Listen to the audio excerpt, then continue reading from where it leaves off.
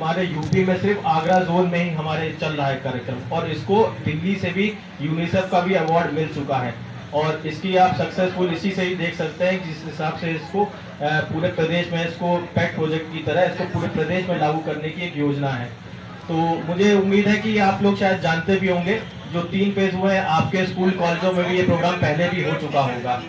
तो इसके जो कुछ मुख्य बिंदु थे जो पूर्व में चल रहे थे पिछले 3 फेजों में, 4 इसके मुख्य बिंदु थे।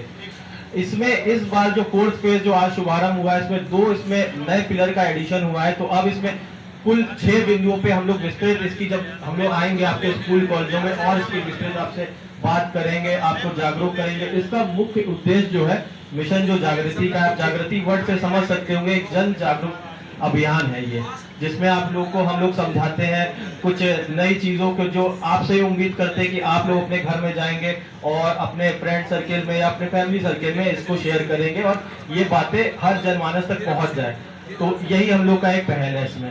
तो इसके मैं मुख्य बिंदु आपको बताना चाहूंगा। जो पहला मुख्य बिंदु है मिशन जागृति का, वो है घरेलू हिंसा से संबंधित। घरेलू हिंसा जो आज हम लोग रूटीन में देखते हैं, ये सिर्फ ऐसा नहीं है ये सिर्फ डोमेस्टिक वायलेंस तक सीमित रहता है कि फिजिकल मारपीट, ये मेंटल एक जो वायलेंस होता है उसको भी हम लोग डोमेस्टिक वायलेंस के अंदर ही लेते हैं। मेंटल वायलेंस कैसे हो सकता है? जैसे हमारे घर में कोई बहन माताएं हैं, वो आगे बढ़ना चाहती हैं, अगर उसको हम लोग को घर से सपोर्ट नहीं मिलेगा तो वो आगे कैसे बढ़ेंगी? वो उनका सहारा क्या है? उनका घर वालों का ही एक सहारा होता है। अगर वही सपोर्ट नहीं करेंगे तो कैसे आगे हम लोग बढ़ सकते हैं, है ना? तो एक मेंटल वायलेंस ये भी है। इसी तरह एक फाइनेंशियल वायलेंस भी होता है कि हम आगे कुछ करना तो चाह रहे हैं, पढ़ना चाह रहे हैं, लेकिन हमारे पास पैसे नहीं और हम लोग को वो चीज घर से भी नहीं मिल रहा है, तो वो भी एक तरह का फाइनेंशियल वायलेंस है।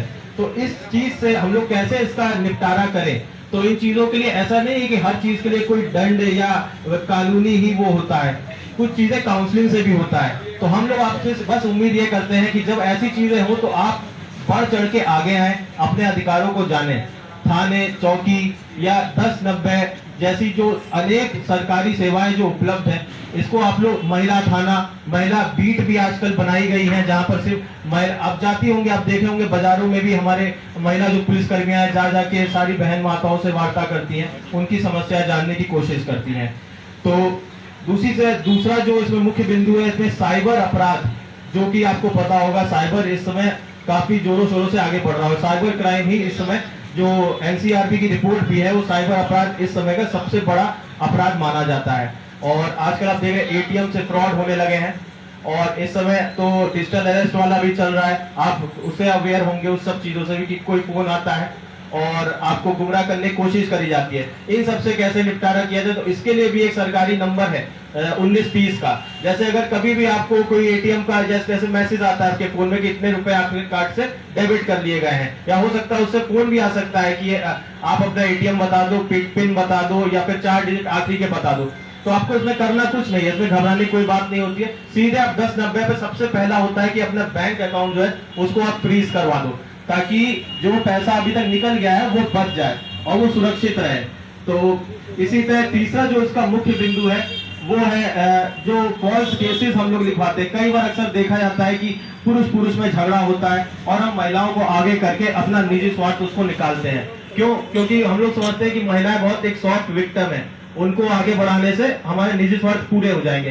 तो आजकल ये भी बहुत देखने में आता है कि विवाद है, जमीन का विवाद है या किसी और समय मेन होगा उसमें पुरुष का विवाद, लेकिन सिर्फ महिला को आगे करते हैं कि इसके साथ छेड़खानी कर दिया। ये होना क्या है ना, इससे हम लोग को सिर्फ जागरूक होना है कि ऐसी चीजें आगे ना हो।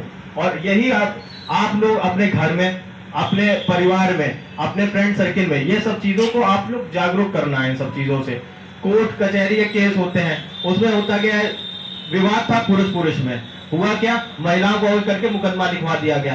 अब महिलाओं को वो चीज झेलनी पड़ेगी, उसको जाना पड़ेगा, कोर्ट कचहरी करनी पड़ेगी और उसके 10 जगह बयान होंगे। उसका नाम बेवजह उस मुकदमे में लिखवाया गया और उसका नाम क्या होता है आगे इन फ्यूचर, उसको अभी नहीं पता चलता है। आगे जब जनरेशन बढ़ती है तब जब उसका नाम आता है कि अरे इसके नाम से तो एक मुकदमा चल रहा है, तो एक फॉल्स उसका इमेज बनता है, ठीक है, उससे छवि खराब होती है। हम सबसे इसको बचना है इन सब चीजों से। अच्छा, अब इसमें जो नए बिंदु इसमें जोड़े गए, जो 2 नए प्लेयर का एडिशन हुआ है, उसमें जो पहला है, एक है मार्शियल डिस्कॉर्ड का, जिसको हम लोग बोलते हैं जो शादी संबंधी जो विवाद आजकल ज्यादा बढ़ गए हैं, काफी देखा जाता है कि शादी होते ही कुछ ही महीनों में या कुछ ही सालों में विवाद की स्थिति उत्पन्न होने लगती है। और ऐसा क्यों होता है? ये इसका मुख्य कारण, क्योंकि देखिए दो अलग अलग परिवारों से दो अलग अलग लोग जो मैच्योर हैं वो जुड़े हैं एक साथ, टाइम लगता है एडजस्ट करने में। लेकिन हम लोग क्या सोचते हैं, पहले ही दिन से एक दूसरे का तालमेल बैठ जाए, मैं अपनी बात कह लूं वो मान जाए, या वो अपनी कह ले मैं मान जाऊं। होता है कभी कभी बहुत अच्छा भी चलता है, मानते भी एक दूसरे की, लेकिन कभी कभी नहीं भी हो पाता है। तो इसमें पेशेंस रखना है, इसमें काउंसलिंग करना है, इसका निपटारा ये नहीं कि नहीं हम अलग हो जाते हैं, नहीं हम मुकदमा लिखवा देते हैं कि हम दहेज का मुकदमा, वो ये सॉल्यूशन नहीं होता है। सॉल्यूशन है सब लोग एक साथ बैठे, परिवारिक जन बैठे, एक दूसरे की समस्या सुने और उसको काउंसलिंग करें। समय के साथ सब सही हो जाता है रिश्तों में, 1-2 साल का समय लगता है, बाकी सब नॉर्मल हो जाता है। इस चीजों से बाद हम लोग मेंटली, हम लोग को इन चीजों से, ये चैलेंज है और इसको हम लोग को इसका सॉल्यूशन खुद में ही ढूंढना है। उसका सॉल्यूशन नहीं है कि अलग हो जाए, अलग होना सॉल्यूशन नहीं होता है। और एक उसमें नया मुख्य बिंदु जो ऐड हुआ है वो है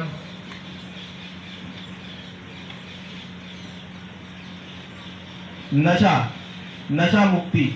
नशा आप लोग समझ रहे हैं समाज के लिए ही एक बहुत बड़ा अभिशाप है, इससे अपराध बढ़ते हैं। नशे से कोई ऐसा नहीं है कि बहुत अच्छी चीजें हुई हैं, सिर्फ उससे सामाजिक रिश्ते खराब होते हैं, परिवार में विवाद होता है। बाहर आप लोग देखते होंगे, टीवी पे भी देखते होंगे, बाहर की कोई शराब का सेवन करके आया, अंदर घर पे मारपीट करता, हुआ क्या? फिर से वही जो मैंने पहला मुख्य बिंदु आपको बताया था, डोमेस्टिक वायलेंस हुआ कि नहीं हुआ, सब एक दूसरे से लिंक है। तो हमें ये भी हम लोग को प्रतिज्ञा करना है, अपने घर में हम लोग को समझाना है, अपने सबको, परिवारजन को, नशा किसी प्रकार का नशा अभिशाप है और हमें ये नहीं करना है। नई जनरेशनों में भी देखा जा रहा है आजकल इसका बहुत स्मोकिंग का क्रेज बढ़ गया है, ड्रिंकिंग का क्रेज बढ़ गया है, और इससे हो क्या रहा है, फ्यूचर खराब हो रहा है। आप लोग पढ़ाई पे जो मेन हमारा फोकस है उस पर हम लोग ध्यान नहीं दे पा रहे हैं। तो जितने ये 6 बिंदु हैं, जब हम आपके कॉलेज और उसमें आएंगे आपको और इसमें विस्तृत इसमें हम जानकारी देंगे। आज इसका शुभारंभ है, आज सिर्फ एक अवेयरनेस एक टाइप का आपको बताना था कि इसका एक नया स्टार्ट हो चुका है। अच्छा, हमारे कप्तान साहब की पहल पे एक नया, इसी में एक नया वो ऐड हुआ है, यहाँ पर महिला हेल्प डेस्क पे कंप्यूटर का इनॉग्रेशन किया गया है। वो कंप्यूटर सिर्फ आप लोग के लिए है, जो हमारी बहन बेटियां हैं। जैसे आप लोग अभी स्कूल में हो, फॉर्म भरोगे, कॉम्पिटिशन में तैयारी करोगे, फॉर्म भरते हैं हम लोग, साइबर वहाँ कैफे जाते हैं, वहाँ हम लोग 400-500 रुपए फीस देते हैं और तब वो फॉर्म भरता है। यहाँ पर निःशुल्क सेवा है, आप कभी भी आ जाओ, किसी प्रकार का आपको यूज करना है, प्रिंट आउट निकलवाना है, पढ़ने से किसी संबंधी आपको वो दिक्कत हो, आप यहाँ पर आ जाओ, आपको हम लोग गाइड करेंगे। आपका जो भी समस्या होगा हम लोग आपको, आपका फॉर्म भी हम लोग भरवाएंगे, किसी प्रकार का आपसे कोई चार्ज नहीं लिया जाएगा। तो यही सब इसे मेन जागरूकता के पॉइंट थे। और अभी आप लोग ये कार्यक्रम खत्म हुआ, एक बार आप लोग देख भी लोगे, महिला हेल्प डेस्क पे जाके कुछ सीख भी लोगे वहाँ पर। बाकी अब मैं इंस्पेक्टर क्राइम साहब को बताऊंगा कि अपना कुछ जानकारी दे इस संबंध में। बहुत बहुत धन्यवाद। श्रीमान क्षेत्राधिकारी महोदय द्वारा मिशन शक्ति 4 के बारे में आप लोगों को विस्तार से बताया। मैं अपने पुलिस प्रशासन की तरफ से आप सभी का हार्दिक अभिनंदन करते हुए फेज 4 के बारे जो उच्च अधिकारियों